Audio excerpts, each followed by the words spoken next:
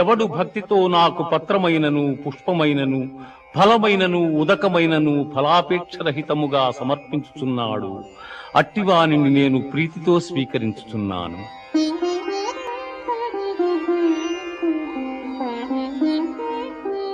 మన్మనాభవ మద్భక్తో మజ్యాజీ మాం నమస్కురు, మామే వైష్యసి యుక్త్యేవా ఆత్మానం మత్పరాయణగా.